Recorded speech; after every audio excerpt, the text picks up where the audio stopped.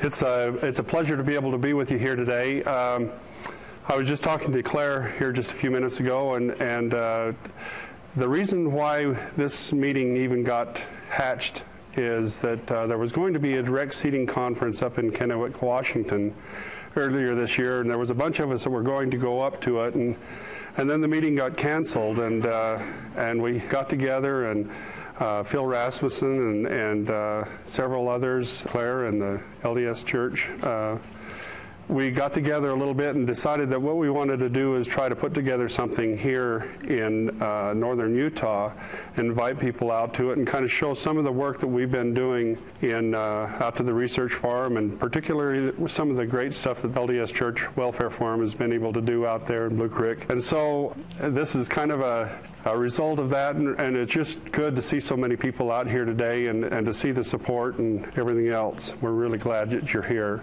You know, I was reading here a while back, and there was a fellow that made a claim that he said between 1/5 and 1/3 of all of the calories consumed by humans on Earth come from wheat. I thought that was a remarkable claim. It shows how important the wheat crop is to us, the human race.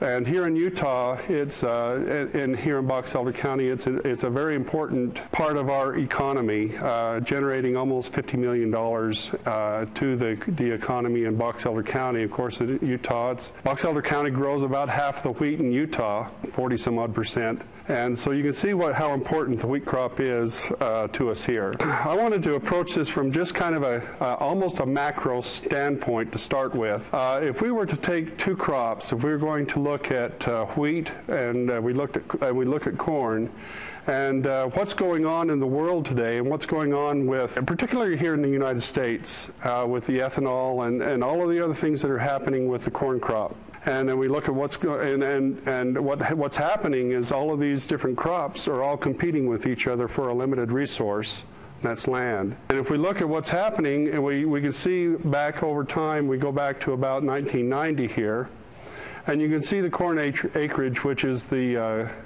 black line, and the red line you can see is the wheat acreage. And so you can kind of see that wheat acreage overall is kind of losing out to corn acreage here in the United States. There's a reason for that. If we look at what's going on, and we appreciate the researchers that are here today because we need them a lot. And we appreciate the opportunity of looking at new tillage systems like no-till and some of these other systems, because they're all going to be very important. But if we look at yields, and what's happening with the corn yield, we can see back in 1990 the national corn yield was about 120 bushels to the acre, and this year might not be quite so much, but that corn yield has steadily increased over time to about 140 bushels, and sometimes it's even pushed up as high as 160 bushels to the acre. That's a direct result of research and so forth that's been going on in the corn industry. You can see what's happening with the wheat yield. Wheat yield nationally has stayed pretty well steady at 40 bushels per acre. Again, that's a national yield. It's an important, and I think there's some things that are happening that are going to increase that, but that's what's going on. My assignment in coming to talk to you here today was to kind of look at the costs, putting the two different systems of looking at the conventional tillage sort of approach to raising wheat, dryland wheat, versus a chemical fallow approach to raising dryland wheat. And it all really boils down to inputs. If we look for just a minute here at the energy that it takes to produce 1 bushel of wheat, if we look at where that energy budget is coming from, 47% of the energy associated with raising a bushel of wheat comes from nitrogen, the other part from diesel fuel, about 25% from diesel fuel, and about 28% from other sources of other inputs and things like that. The diesel fuel part of it is one thing I wanted to kind of focus on just a little bit. Back when Dr. Rasmussen and Bob were doing their research back in the 1980s and 90s, we were looking at fuel prices, diesel fuel prices, right around $1 a gallon. That stayed pretty steady for quite a while. Then we started to see some increases. And now we're in a very volatile time in terms of diesel prices, and I don't have to tell anybody any of this, but it's important. This is one of the major shifts, I think, in terms of whether this chemical fallow versus the conventional sort of fallow systems become more viable, I might say. This is one of the reasons I believe that this could be the case. Again, if we look at the price of fertilizer, different forms of nitrogen, you can see what's happening with fertilizer over time. Again, these are very important issues. We talk about the placement of the fertilizer and all of the other things that are going on, all of the other technology that's happening is, I believe, coming about because of some of these high costs of inputs. What I wanted to do is slow down just a little bit here and take just a little bit of time and walk through some budgets. And what we have done here, Grant, Earl, myself, Mike Pace, we've all kind of been involved in this a little bit here in the county. We've really taken a look at the costs and returns associated with two different types of hard red winter wheat. I can see already that I've got a typo there. It says soft white wheat. It's actually hard red winter wheat on that first line. And what we're going to do here is take just a little bit of time and compare the two different systems, chemical fallow versus the conventional fallow. And if I set this up just a little bit for you to help you understand, can you hear me all right? Or do I need to, maybe I better stand over here. Is that better? I'm sorry, I thought that thing was working because it isn't. I'll stand back over here. What we're going to do here is we're just going to look at the receipts, and what I did in doing this, I wanted to draw a comparison. So we kept the receipts the same. We kept some of the machinery costs, and some of those kinds of things are more or less the same. But what we wanted to do is we wanted to look at the two different systems and then try to show the difference in those two different systems to see if there is a difference between the two budgets. And we have some budgets passed around. I don't know if everybody got some. They were maybe a little bit sporadic, but we've got some other copies over here by the break table. Maybe after the break you can go over and pick some of those up, the enterprise budgets. But we're looking at a 45 bushel crop. Now this kind of goes up and down, but this is kind of what it's been in the last little while. Again, I want to take just a chance to thank Claire and Sid Furman also, who have been very helpful in walking through and doing these budgets. We've used some of their own data to do this. If we look at a 45 bushel crop and we take that bushel price of $6.50, we can see what our value of the crop is per acre, about $303. Included in that $303 is government payment. There's a certain percentage that comes government payments, and the total is $303. We look at our inputs and services, and if I kind of walk through this just a little bit, I'll do this a little bit from memory. I was going to bring up a sheet so I could walk through it, but I didn't. We're looking at 3 applications of glyphosate, quart to the acre, along with that a half a pint of 2,4-D and some surfactant. We do that 3 times. We have a fall application, and we have also a spring application and a summer application of chem fallow. Included in that is 50 bushel or 50 pounds of nitrogen and that kind of thing. And then our total receipts or total inputs come to $106.68. And I can tell you right now that this is one of the big differences between conventional fallow, chemical fallow. In almost every other area, the chemical fallow can save some money. In the chemical area, not as much. There's about almost pretty close to $40 difference per acre in raising or doing the chemical fallow sort of approach here.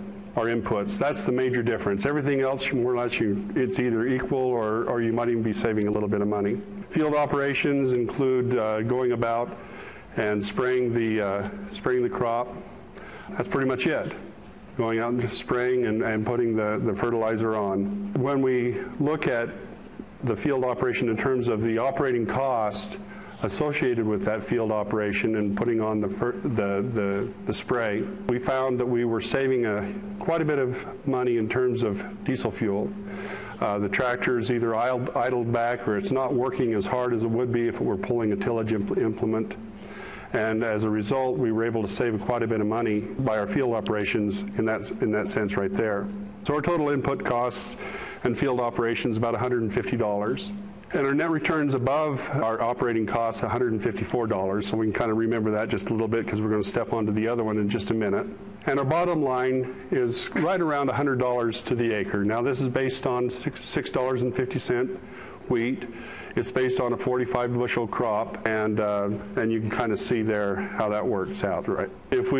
Now not everybody can raise a 45 bushel crop, and not everybody can operate maybe at about have operating costs of $150. So what I've done here is we just created some ranges. So if you're producing a 30 bushel crop and your operating costs are maybe $160 an acre, you can see that the break even just to cover your operating would be close to $5.32 a bushel. In this case here, where we've used this budget, $149.49 on the operating costs and a 45 bushel crop, we can see that the break even somewhere around $3.32. And you can kind of go through there and you can kind of see maybe where you might fit in right there. If we take just an opportunity and look at the net returns over operating costs, again looking at in this case our 45 bushel crop. Let me do this here.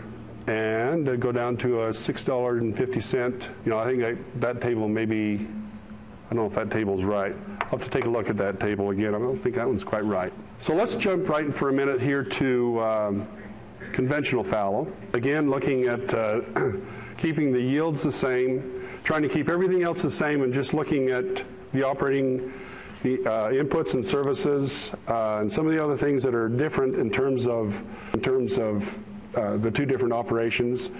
Receipts the same, inputs and services. Again, the way this is figured is we've got a fall harrow operation, a light tillage in the fall, and then coming back with either a chemical fallow in the spring. And a lot of the dry farmers this year, because of how wet it was, had to go in and they did a chemical fallow first thing, and then came in. In fact, some of them are still doing their spring plowing right now in July. So their inputs and services, you got your fall light harrow, light tillage, plowing in the spring, perhaps a application of chemical in the spring, another weeding operation, possibly two weeding operations in the summertime. The total operating costs associated with that are $67.42 versus the almost $100 for the chemical fallow. And field operations were actually I believe a little less on this. No, they were a little more expensive on this one. And then the total field operations, $127.02. If we go back to the other one, our total field operations were $149.49. Total field operations, $127.02. So they're about $20 difference between the two net returns, and then you can see the net returns down below, $100.23, $123 versus about $100. We've really looked at this. I've tried it in any way from this way to Sunday, 6 ways to Sunday, to try to see if we were approaching this right. I think this is pretty close. The one thing that I think needs to be taken into consideration here, and Dr. Rasmussen alluded to it a little bit earlier, is that there are some other externalities involved here.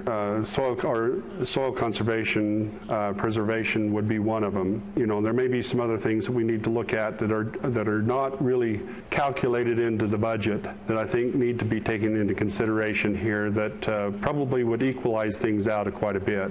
Anyway, that's more or less what we found. With that, are there any questions? Again, we have the budgets. If you didn't get a budget, we've got those budgets back in the back. If there are any questions, be happy to entertain those this time.